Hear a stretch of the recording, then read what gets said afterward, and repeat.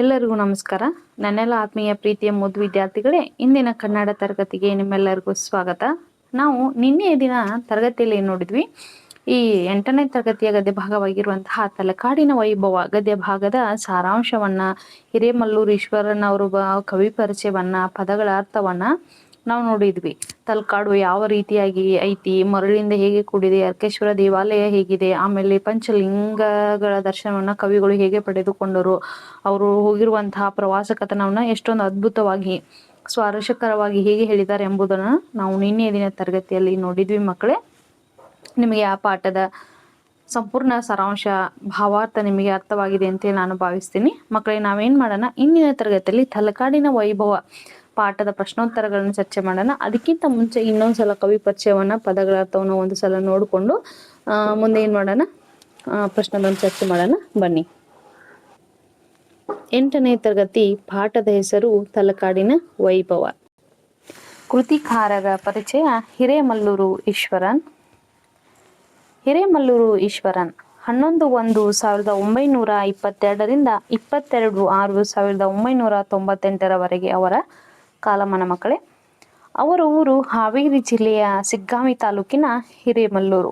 ಸಮಾಜಶಾಸ್ತ್ರಜ್ಞರಾದ ಇವರು ಅಂತಾರಾಷ್ಟ್ರೀಯ ಪುರಸ್ಕೃತ ಸಾಹಿತಿ. ಕವಿ ಕಂಡ ನಾಡು, ಪ್ರವಾಸ ಕಥನ, ವಿಷ ನಿಮಿಷಗಳು, ಭಾರತದ ಹಳ್ಳಿಗಳು, ವಲಸೆ ಹೋದ ಕನ್ನಡಿಗನ ಕತೆ, ಹಾಲಾಹಲ, ರಾಜಾರಾಣಿ ದೇಕೋ, ಶಿವನ ಬುಟ್ಟಿ, ತಾಯಿ ನೋಟ ಮೊದಲಾದವು ಇವರ ಕೃತಿಗಳು. ಶ್ರೀಯುತರ ಹರಿಹರನ ಕೃತಿಗಳು ಒಂದು ಸಂಖ್ಯಾ ನಿರ್ಣಯ ಮಹಾಪ್ರಬಂಧಕ್ಕೆ ಡಾಕ್ಟರೇಟ್ ಪದವಿ ದೊರಕಿದೆ. ಹಿರೇಮಲ್ಲೂರು ಈಶ್ವರನ್ ಅವರ ಕವಿ ಕಂಡ ನಾಡು ಪ್ರವಾಸ ಕಥನದಿಂದ ಪ್ರಕೃತ ಭಾಗವನ್ನು ಆರಿಸಿ ಸಂಪಾದಿಸಿ ನಿಗದಿಪಡಿಸಲಾಗಿದೆ. ಆಶಯ ಭಾವವನ್ನು ನೋಡೋಣ. ಕರ್ನಾಟಕ ಶ್ರೀಗಂಧ ಮತ್ತು ಚಂದನಗಳ ನಾಡು, ಚಿನ್ನದ ಖನಿ ಎಂಬ ಪ್ರತೀತಿದೆ. ಚಾಲುಕ್ಯ, ಹೊಯ್ಸಳ ಮುಂತಾದ ಶೈಲಿಗಳ ದೇವಾಲಯಗಳು ಹೇರಳವಾಗಿರುವುದರಿಂದ ಕರ್ನಾಟಕ ದೇವಾಲಯಗಳ ನಾಡು ಹೌದು.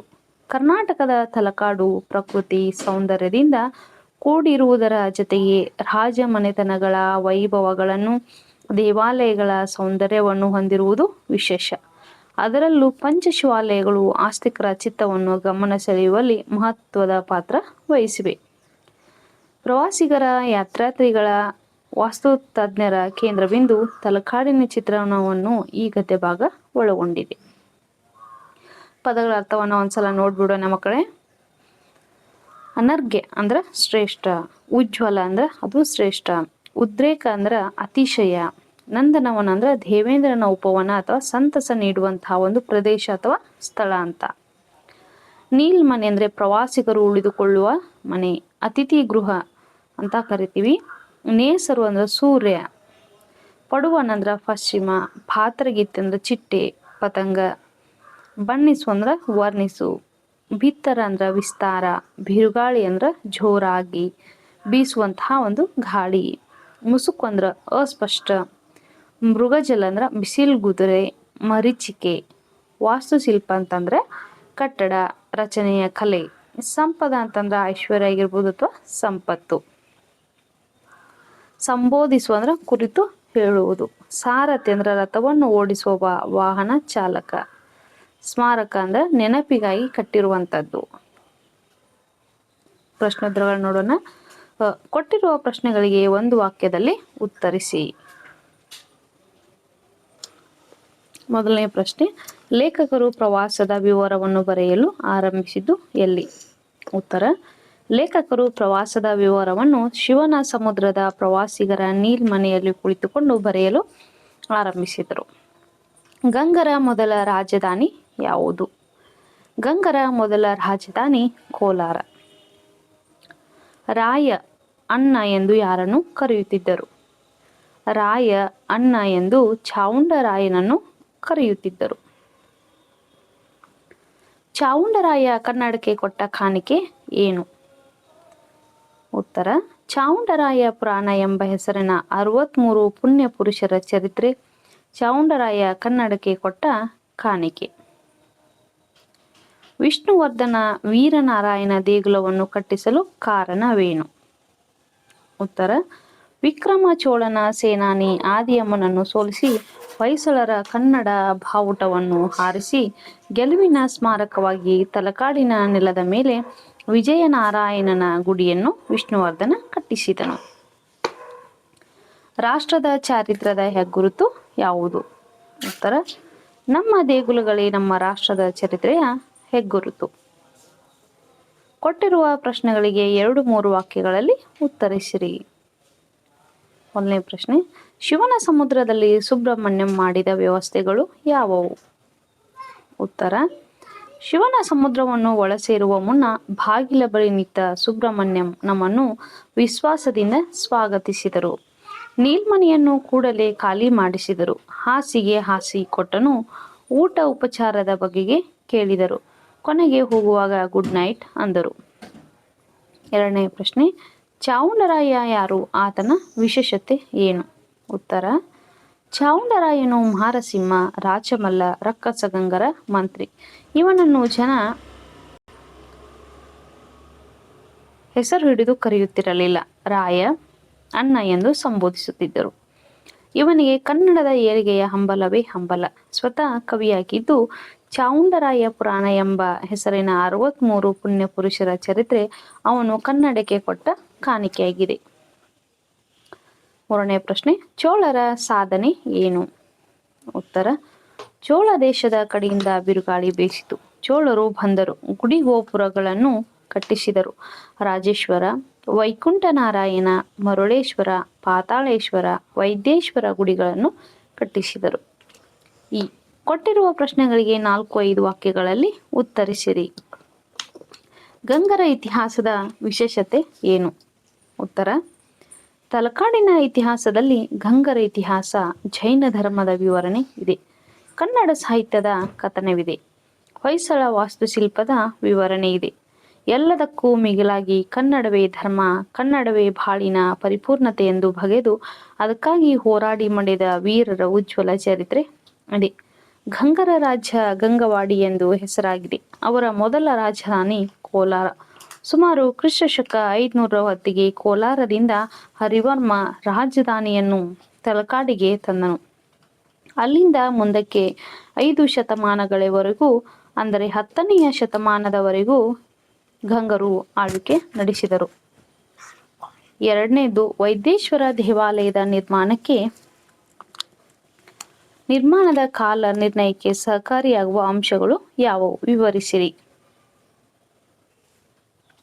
ಉತ್ತರ ನೋಡಿ: ಕೀರ್ತಿನಾರಾಯಣ ದೇವಾಲಯದ ಆಚೆಗೆ 150 ಗಜದ ಅಂತರದಲ್ಲಿ ವೈದ್ಯೇಶ್ವರ ದೇವಾಲಯವಿದೆ. ಈ ದೇವಾಲಯದ ರಚನೆಯ ಕಾಲ ನಿಶ್ಚಿತವಾಗಿ ತಿಳಿದು ಬಂದಿಲ್ಲದಿದ್ದರೂ ಈಗ ಸಿಕ್ಕಿರುವ ಆಧಾರಗಳ ಅನ್ವಯ ಇದರ ಕಾಲವನ್ನು 13ನೆಯ ಶತಮಾನದ ಪೂರ್ವಕ್ಕೆ ತಂದಿರುವರು. ದೇವಾಲಯದ ಹೊರವಲಯದಲ್ಲಿ ಇರುವ ಕಲಶಗಳು, ಗರ್ಭಗುಡಿಯ ಗೋಪುರವು, ಶಿಲ್ಪದ ನಿರ್ಮಾಣದಲ್ಲಿ ತೋರಿರುವ ಕೆಲವು ವಿಶಿಷ್ಟ ರೂಪಗಳು, ಕಟ್ಟಡಕ್ಕೆ ಉಪಯೋಗಿಸಿರುವ ಸಾಮಗ್ರಿಯು ಈ ಕಾಲವನ್ನು ನಿರ್ದೇಶಿಸುವವು. ಇವು ಶೃಂಗೇರಿಯ ವಿದ್ಯಾಶಂಕರ ದೇವಾಲಯ, ಹಂಪೆಯ ರಾಮರ ದೇವಾಲಯ ಗುಡಿ, ತಾಡಪತ್ರಿಯ ಲೇಪಾಕ್ಷಿ ಮಂದಿರ, ತಲಕಾಡಿನ ವೈದ್ಯೇಶ್ವರ ದೇವಾಲಯಕ್ಕೆ ಸರಿಹೊಂದುವ ಕಟ್ಟಡಗಳಾಗಿವೆ. ಲೇಖಕರು ಯುರೇಕಾ ಎಂದು ಕೂಗಿದ ಸಂದರ್ಭವನ್ನು ನಿಮ್ಮ ಮಾತುಗಳಲ್ಲಿ ಬರೆಯಿರಿ. ಉತ್ತರ ನೋಡಿ: ಲೇಖಕರಿಗೆ ವಿಜಯಪುರದ ಅರ್ಕೇಶ್ವರನ ದರ್ಶನವೊಂದು ಮುಗಿದರೆ ತಲಕಾಡಿನ ಪಂಚಲಿಂಗಗಳ ದರ್ಶನ ಪೂರ್ತಿಯಾಗುವುದೆಂದು ನಂಬಿ ಮುಂದೆ ನಡೆದರು. ದಾರಿ ಕೊರಕಲು ಮೋಟಾರು ಓಡುವುದಿಲ್ಲ ಎಂದು ಸಾರಥಿ ಹೇಳಿದನು. ಆದರೂ ಗಾಡಿಯನ್ನು ಓಡಿಸಲು ಪ್ರಾರಂಭಿಸಿದನು. ಮುಂದೆ ಹಳ್ಳದಲ್ಲಿ ಮೋಟಾರು ನಿಂತೇ ಬಿಟ್ಟಿತು. ಸಾರಥಿಗೆ ಹೇಳಿದೆ, ಅರ್ಕೇಶ್ವರ ದೇವಾಲಯ ಕಾಣದೆ ಹೋದರೆ ಮನಸ್ಸಿನಲ್ಲಿ ಕೊನೆಯವರೆಗೂ ಅತೃಪ್ತಿ ಉಳಿಯುತ್ತದೆ. ಏನು ಮಾಡಲಿ? ಸಾರಥಿ, ಬನ್ನಿ ನಾವಿಬ್ಬರು ಮುಂದಕ್ಕೆ ಹೋಗಿ ನೋಡಿಕೊಂಡು ಬರೋಣ. ಸಿಕ್ಕರೆ ತಿರುಗಿ ಬಂದು ಇವರನ್ನು ಕರೆದುಕೊಂಡು ಹೋಗೋಣ ಎಂದು ಹೇಳಿ ನಡೆದು ಮುಂದೆ ಸಾಗಿದರು. ಸ್ವಲ್ಪ ದೂರ ಹೋಗುವಷ್ಟರಲ್ಲಿ ಗಿಡ ಮರಗಳ ಮಧ್ಯೆ ಏನೋ ಕಂಡಿತು. ಎದೆ ಜೋರಿನಿಂದ ಹಾರತೊಡಗಿತು. ಹತ್ತಿರ ಬಂದು ನೋಡಿದಾಗ ಅದು ಅರ್ಕೇಶ್ವರ ಲಿಂಗ. ಅದರಿಂದ ಯುರೇಕಾ ಯುರೇಕಾ ಎಂದು ಕೂಗಿದರು. ಸಳನ ವಂಶಕ್ಕೆ ಹೊಯ್ಸಳ ಹೆಸರು ಬರಲು ಕಾರಣವೇನು? ಉತ್ತರ: ಒಂದು ದಿನ ವಾಸಂತಿಕಾ ದೇವಾಲಯದ ಪೂಜೆಗೆ ಎಂದು ಹೋದ ಸಳ ಸುದತ್ತ ಗುರುವಿನ ಬಳಿ ಉಪದೇಶ ಕೇಳುತ್ತಾ ಕುಳಿತಿದ್ದರು. ಹುಲಿಯೊಂದು ಅವನೆಡೆಗೆ ಜಿಗಿದು ಬಂದಿತ್ತು. ಆಗ ಸುದತ್ತ ಮುನಿ ತನ್ನ ಕೈಯೊಳಗಿನ ಬೆತ್ತವನ್ನು ಸಳನಡೆಗೆ ಚಾಚಿ ಹೊಯ್ ಸಳ ಎಂದು ಆದೇಶವಿತ್ತನೆಂದು ಸಳ ಕೂಡಲೇ ಹುಲಿಯನ್ನು ಎದುರಿಸಿ ಅದರ ಗಂಟಲಲ್ಲಿ ಖಡ್ಗವನ್ನು ತುರುಕಿ ಹುಲಿಯನ್ನು ಹೊಯ್ದನೆಂದು ತಿಳಿಯುವುದು. ಅಂದಿನಿಂದ ಸಳನ ಮನೆತನಕ್ಕೆ ಹೊಯ್ಸಳ ಎಂಬ ಹೆಸರು ಬಂದಿತು. ಈ ಸಂದರ್ಭ ಸಹಿತ ಸ್ವಾರಸ್ಯವನ್ನು ವಿವರಿಸಿ. ಮೊದಲನೇ ಪ್ರಶ್ನೆ ಸುತ್ತನ ಲೋಕವೆಲ್ಲ ಮಲಗಿಕೊಂಡಿದೆ. ಆಯ್ಕೆ ಈ ವಾಕ್ಯವನ್ನು ಹಿರೇಮಲ್ಲೂರು ಈಶ್ವರನ್ ಅವರ ಕವಿ ಕಂಡ ನಾಡು ಪ್ರವಾಸ ಕಥನದಿಂದ ಆಯ್ದು ತಲಕಾಡಿನ ವೈಭವ ಗದ್ಯ ಭಾಗದಿಂದ ಆರಿಸಲಾಗಿದೆ. ಸಂದರ್ಭ ಲೇಖಕರು ತಲಕಾಡಿಗೆ ಪ್ರವಾಸ ಹೋದ ವಿವರವನ್ನು ಶಿವನ ಸಮುದ್ರದ ಪ್ರವಾಸಿಗರ ನೀಲ್ಮನೆಯಲ್ಲಿ ಕುಳಿತುಕೊಂಡು ಬರೆಯುತ್ತಿದ್ದಾರೆ. ಈಗ ರಾತ್ರಿ 12 ಹೊಡೆದು 15 ನಿಮಿಷವಾಗಿದೆ. ಸುತ್ತನ ಲೋಕವೆಲ್ಲ ಮಲಗಿಕೊಂಡಿದೆ ಎಂದು ಹೇಳುವ ಸಂದರ್ಭವಾಗಿದೆ. ಸ್ವಾರಸ್ಯ ಪ್ರವಾಸದ ದಣಿವುಗಳಿಂದ ಪ್ರವಾಸಿಗರೆಲ್ಲ ಮಲಗಿ ವಿಶ್ರಾಂತಿ ಪಡೆಯುತ್ತಿದ್ದಾರೆ. ಆದರೆ ಲೇಖಕರು ಅಂದಿನ ಪ್ರವಾಸದ ವಿವರಣೆ ಬರೆಯುತ್ತಿರುವುದು ಅವರ ಬದ್ಧತೆಯು. ಎಲ್ಲರೂ ಮಲಗಿದ್ದರಿಂದ ನೀರವ ನಿಶಬ್ದದ ನಡುವೆ ಸುತ್ತಲ ಲೋಕವೇ ಮಲಗಿರುವಂತೆ ಭಾಸವಾಗಿರುವುದು ಸ್ವಾರಸ್ಯಕರವಾಗಿದೆ. ಎರಡನೆಯ ಪ್ರಶ್ನೆ ಅದು ಕಲಾಶ್ರೀ ವಿಹರಿಸುವ ನಂದನವನ. ಆಯ್ಕೆ ಈ ವಾಕ್ಯವನ್ನು ಹಿರೇಮಲ್ಲೂರು ಈಶ್ವರನ್ ಅವರ ಕವಿ ಕಂಡ ನಾಡು ಪ್ರವಾಸ ಕಥನದಿಂದ ಆಯ್ದ ತಲಕಾಡಿನ ವೈಭವ ಗದ್ಯ ಭಾಗದಿಂದ ಆರಿಸಲಾಗಿದೆ. ಸಂದರ್ಭ ಮುದುವೊಳಲಿನಿಂದ ರನ್ನ ಓಡಿ ಬಂದನು. ಏನು ನಂಬಿ ಬಂದ? ತಲಕಾಡಿನ ಮಣ್ಣನ್ನು. ಇಲ್ಲಿ ರಾಯನಿದ್ದಾನೆ, ಅತ್ತಿಮಬ್ಬ ಇದ್ದಾಳೆ, ಅಜಿತಸೇನ ಗುರುಗಳ ಶಿಷ್ಯ ವೃಂದವಿದೆ. ಅದು ಕಲಾಶ್ರೀ ವಿಹರಿಸುವ ನಂದನವನ ಎಂದು ವರ್ಣಿಸಿದ ಸಂದರ್ಭದಲ್ಲಿ ಲೇಖಕರು ಈ ಮಾತನ್ನು ಹೇಳಿದ್ದಾರೆ. ಸ್ವಾರಸ್ಯ ತಲಕಾಡಿನಲ್ಲಿ ಅತ್ತಿಮಬ್ಬೆ, ಅಜಿತಸೇನ ಗುರುಗಳು, ಚಾವುಂಡರಾಯನಂತಹ ಕವಿ ಇರುವ ಮಣ್ಣು ಆಗಿರುವುದರಿಂದ ತಲಕಾಡಿನಲ್ಲಿ ಗುಡಿ ಗೋಪುರಗಳಿರುವುದರಿಂದ ಕವಿ ಸಹಜವಾಗಿ ಹೇಳಿರುವ ಮಾತು. ಇದು ಸ್ವಾರಸ್ಯಕರವಾಗಿದೆ. ಮೂರನೇ ಪ್ರಶ್ನೆ ಮೋಟಾರು ಓಡಲೊಲ್ಲದು, ಸಾರಥಿ ನಿಲ್ಲಿಸಲಾರನು. ಆಯ್ಕೆ ಈ ವಾಕ್ಯವನ್ನು ಹಿರೇಮಲ್ಲೂರು ಈಶ್ವರನ್ ಅವರ ಕವಿ ಕಂಡ ನಾಡು ಪ್ರವಾಸ ಕಥನದಿಂದ ಆಯ್ದ ತಲಕಾಡಿನ ವೈಭವ ಗದ್ಯ ಭಾಗದಿಂದ ಆರಿಸಲಾಗಿದೆ. ಸಂದರ್ಭ ಲೇಖಕರಿಗೆ ವಿಜಯಪುರದ ಅರ್ಕೇಶ್ವರನ ದರ್ಶನವೊಂದು ಮುಗಿದರೆ ತಲಕಾಡಿನ ಪಂಚಲಿಂಗಗಳ ದರ್ಶನ ಪೂರ್ತಿಯಾಗುವುದೆಂದು ನಂಬಿ ಮುಂದೆ ನಡೆದರು. ದಾರಿ ಕೊರಕಲು ಮೋಟಾರು ಓಡುವುದಿಲ್ಲ ಎಂದು ಸಾರಥಿ ಹೇಳಿದನು. ಆದರೂ ಗಾಡಿಯನ್ನು ಓಡಿಸಲು ಪ್ರಾರಂಭಿಸಿದನು. ಆ ಸಂದರ್ಭದಲ್ಲಿ ಲೇಖಕರು ಈ ಮಾತನ್ನು ಹೇಳಿದ್ದಾರೆ. ಸ್ವಾರಸ್ಯ ಲೇಖಕರು ಅರ್ಕೇಶ್ವರ ಲಿಂಗವನ್ನು ಬೇಕು ಎಂಬ ಹಂಬಲವನ್ನು ಸಾರಥಿ ಚೆನ್ನಾಗಿ ಅರಿತಿರುವುದನ್ನು ಬಹು ಸ್ವಾರಸ್ಯಕರವಾಗಿ ಮೂಡಿ ಬಂದಿದೆ. ರೋ ಗುಡಿ ಸಿಕ್ತು, ರೋ ದೇವಾಲಯ ದೊರಕಿತು. ಈ ಆಯ್ಕೆ ಈ ವಾಕ್ಯವನ್ನು ಹಿರೇಮಲ್ಲೂರು ಈಶ್ವರನ್ ಅವರ ಕವಿ ಕಂಡ ನಾಡು ಪ್ರವಾಸ ಕಥನದಿಂದ ಆಯ್ದ ತಲಕಾಡಿನ ವೈಭವ ಗದ್ಯ ಭಾಗದಿಂದ ಆರಿಸಲಾಗಿದೆ. ಸಂದರ್ಭ ಲೇಖಕರಿಗೆ ಅರ್ಕೇಶ್ವರ ದೇವಾಲಯ ಕಾಣದೆ ಹೋದರೆ ಮನಸ್ಸಿನಲ್ಲಿ ಕೊನೆಯವರೆಗೂ ಅತೃಪ್ತಿ ಉಳಿಯುತ್ತದೆ. ಏನು ಮಾಡಲಿ? ಸಾರಥಿ ಬನ್ನಿ, ನಾವಿಬ್ಬರು ಮುಂದಕ್ಕೆ ಹೋಗಿ ನೋಡಿಕೊಂಡು ಬರೋಣ, ಸಿಕ್ಕರೆ ತಿರುಗಿ ಬಂದು ಇವರನ್ನು ಕರೆದುಕೊಂಡು ಹೋಗೋಣ ಎಂದು ಹೇಳಿ ನಡೆದು ಮುಂದೆ ಸಾಗಿದರು. ಸ್ವಲ್ಪ ದೂರ ಹೋಗುವಷ್ಟರಲ್ಲಿ ಗಿಡ ಮರಗಳ ಮಧ್ಯೆ ಏನೋ ಕಂಡಿತು. ಎದೆ ಜೋರಿನಿಂದ ಹಾರತೊಡಗಿತು. ಹತ್ತಿರ ಬಂದು ನೋಡಿದಾಗ ಅದು ಅರ್ಕೇಶ್ವರ. ಅದರಿಂದ ಯುರೇಕಾ ಯುರೇಕಾ ಎಂದು ಕೂಗಿದರು. ಸ್ವಾರಸ್ಯ ಲೇಖಕರು ತಲಕಾಡಿನ ಪಂಚಲಿಂಗಗಳ ದರ್ಶನ ಮಾಡಲೇಬೇಕು ಎಂಬ ಅವರ ಆಸೆಯು ಪೂರ್ತಿಯಾದ ಉತ್ಸಾಹ, ಆನಂದ, ಸಂತೋಷವು ಸ್ವಾರಸ್ಯಕರವಾಗಿದೆ. ಗುಂಪಿಗೆ ಸೇರದ ಪದವನ್ನು ಆರಿಸಿ ಬರೆಯಿರಿ. ಮೊದಲನೆಯದು ಸಾಹಿತ್ಯಾವಲೋಕನ, ಭಕ್ತಿ ಭಂಡಾರಿ ಬಸವಣ್ಣ, ಹಿರೇಮಲ್ಲೂರು, ವಚನ ಧರ್ಮ ಸಾರ. ಉತ್ತರ ಭಕ್ತಿ ಭಂಡಾರಿ ಬಸವಣ್ಣ. ಎರಡನೇದು ಮಾರಸಿಂಹ, ಚಾವುಂಡರಾಯ, ರಾಚಮಲ್ಲ, ರಕ್ಕಸ ಗಂಗಾ. ಉತ್ತರ ಚಾವುಂಡರಾಯ. ಉತ್ತರ ಚಾವುಂಡರಾಯ. ಮೂರನೇ ಪ್ರಶ್ನೆ ರಾಜೇಶ್ವರ, ಮರುಳೇಶ್ವರ, ಮಹಾಲಿಂಗೇಶ್ವರ, ಪಾತಾಳೇಶ್ವರ. ಉತ್ತರ ಮಹಾಲಿಂಗೇಶ್ವರ. ನಾಲ್ಕನೇದು ಮುಚ್ಚಿಟ್ಟು ಹಾಡುತ್ತಿರುವ ಉದ್ಯಮವನ್ನು ಬಾನಿ ನಡೆ. ಉತ್ತರ ಉದ್ಯಮವನ್ನು. ಅಭ್ಯಾಸ ಚಟುವಟಿಕೆ ಕೊಟ್ಟಿರುವ ಪ್ರಶ್ನೆಗಳಿಗೆ ಉತ್ತರಿಸಿ. ಸಂಧಿ ಎಂದರೇನು? ಅದರ ವಿಧಗಳನ್ನು ಹೇಳಿ. ಉತ್ತರ ಎರಡು ವರ್ಣಗಳು ಕಾಲ ವಿಳಂಬವಿಲ್ಲದಂತೆ ಸೇರುವುದೇ ಸಂಧಿ ಎನಿಸುವುದು. ಹೀಗೆ ಪದ ರಚನೆ ಮಾಡುವಾಗ ಮೂಲ ಪದಗಳ ಅರ್ಥಕ್ಕೆ ಯಾವ ಲೋಪವೂ ಬರದಂತೆ ಎರಡು ಅಕ್ಷರಗಳು ಕಾಲ ವಿಳಂಬವಿಲ್ಲದಂತೆ ಒಟ್ಟಿಗೆ ಸೇರುವುದೇ ಸಂಧಿ. ಸ್ವರದ ಮುಂದೆ ಸ್ವರ ಬಂದು ಸಂಧಿಯಾದರೆ ಸ್ವರ ಸಂಧಿ. ಸ್ವರದ ಮುಂದೆ ವ್ಯಂಜನ, ವ್ಯಂಜನದ ಮುಂದೆ ಸ್ವರ ಅಥವಾ ವ್ಯಂಜನದ ಮುಂದೆ ವ್ಯಂಜನವೇ ಬಂದು ಸಂಧಿಯಾದರೆ ವ್ಯಂಜನ ಸಂಧಿ. ಸಂಧಿ ಕ್ರಿಯೆ ಎಂದರೇನು? ಅದರ ವಿಧಗಳನ್ನು ವಿವರಿಸಿ. ಉತ್ತರ: ಸಂಧಿಸುವಾಗ ಕೆಲವು ವ್ಯತ್ಯಾಸಗಳಾಗುತ್ತವೆ. ಈ ವ್ಯತ್ಯಾಸವೇ ಸಂಧಿ ಕ್ರಿಯೆ. ಈ ವ್ಯತ್ಯಾಸ ಪೂರ್ವ ಪದದ ಅಂತ್ಯದಲ್ಲಿ ಅಥವಾ ಉತ್ತರ ಪದದ ಆದಿಯಲ್ಲಿ ಇಲ್ಲವೇ ಎರಡು ಪದಗಳ ಮಧ್ಯದಲ್ಲಿ ನಡೆಯುತ್ತದೆ. ಈ ವರ್ಣ ವ್ಯತ್ಯಾಸಕ್ಕನುಗುಣವಾಗಿ ಲೋಪ, ಆಗಮ, ಆದೇಶ ಎಂಬ 3 ವಿಧದ ಸಂಧಿ ಕ್ರಿಯೆಗಳು ನಡೆಯುತ್ತಿವೆ. ಪ್ರಕೃತಿ ಭಾವ ಎಂದರೇನು? ಉದಾಹರಣೆ ಕೊಡಿ. ಉತ್ತರ: ಸ್ವರದ ಮುಂದೆ ಸ್ವರ ಬಂದರೂ ಸಂಧಿಯಾಗದೇ ಇದ್ದ ಹಾಗೆಯೇ ಇರುವುದು ಪ್ರಕೃತಿ ಭಾವ. ಉದಾಹರಣೆ: ಆ ಪ್ಲಸ್ ಆಡು, ಅಯ್ಯೋ ಪ್ಲಸ್ ಇದೇನು, ಓಹೋ ಪ್ಲಸ್ ಅಜ್ಜಿ ಬಂದರೆ. ಕೊಟ್ಟಿರುವ ಪದಗಳನ್ನು ವಿಂಗಡಿಸಿ ಸಂಧಿ ಹೆಸರಿಸಿ. ನಿಮಿಷವಾಗಿದೆ, ನಿಮಿಷ ಪ್ಲಸ್ ಆಗಿದೆ = ಲೋಪ ಸಂಧಿ. ದಿನವೆಲ್ಲ, ದಿನ ಪ್ಲಸ್ ಎಲ್ಲ ಆಗಮ ಸಂಧಿ. ನೀಲ್ಮನೆಯನ್ನು, ನೀಲ್ಮನೆ ಪ್ಲಸ್ ಅನ್ನು ಎಕಾರಾಗಮ ಸಂಧಿ. ನೀಲ್ಮನೆ ಇಯ ಬಂತಲ್ವಾ.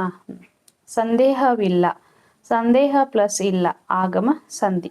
ಕಥನವಿದೆ, ಕಥನ ಪ್ಲಸ್ ಇದೆ ಆಗಮ ಸಂಧಿ.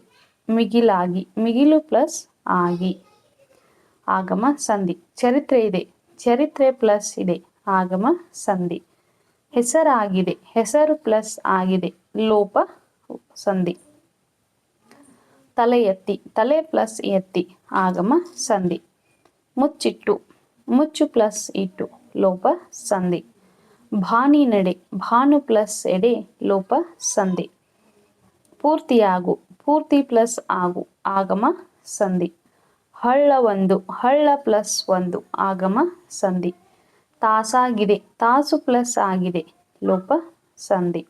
ಊರಿಂದ, ಊರು ಪ್ಲಸ್ ಇಂದ ಲೋಪ ಸಂಧಿ. ಮಕ್ಕಳೇ, ನಾವು ಇಂದಿನ ತರಗತಿಯಲ್ಲಿ ತಲಕಾಡಿನ ವೈಭವ ಪಾಠದ ಪ್ರಶ್ನೋತ್ತರಗಳನ್ನ, ಮತ್ತೊಮ್ಮೆ ಕವಿ ಪರಿಚಯವನ್ನ, ಪದಗಳ ಅರ್ಥವನ್ನ ಮತ್ತು ಇಡೀ ಗದ್ಯ ಭಾಗದ ಸಾರಾಂಶವನ್ನೆಲ್ಲವನ್ನು ನಾವು ಆಶಯ ಭಾವ ಏನಂತೇಳಿ ನಾವು ಮತ್ತೊಮ್ಮೆ ಎಲ್ಲ ತಿಳ್ಕೊಂಡ್ವಿ. ಅದಾದ್ಮೇಲೆ ಭಾಷಾ ಚಟುವಟಿಕೆಯಲ್ಲಿ ಸಂಧಿ ಎಂದರೇನು, ಸಂಧಿಗಳಲ್ಲಿ ಎಷ್ಟು ವಿಧ, ಹಾಗೂ ಆಮೇಲೆ ಕೆಲವೊಂದು ಉದಾಹರಣೆ ಕೊಟ್ಟು ಯಾವ್ಯಾವ ಸಂಧಿ ಇವನ್ನೆಲ್ಲವನ್ನ ನಾವು ಇಂದಿನ ತರಗತಿಯಲ್ಲಿ ನೋಡಿದ್ವಿ. ನಿಮಗೆಲ್ಲರಿಗೂ ಈ ಗದ್ಯ ಭಾಗ ಸಂಪೂರ್ಣವಾಗಿ ಅರ್ಥ ಆಗಿದೆ ಅಂತೇಳಿ ನಾನು ಭಾವಿಸ್ತೀನಿ. ಎಲ್ಲರಿಗೂ ನಮಸ್ಕಾರ.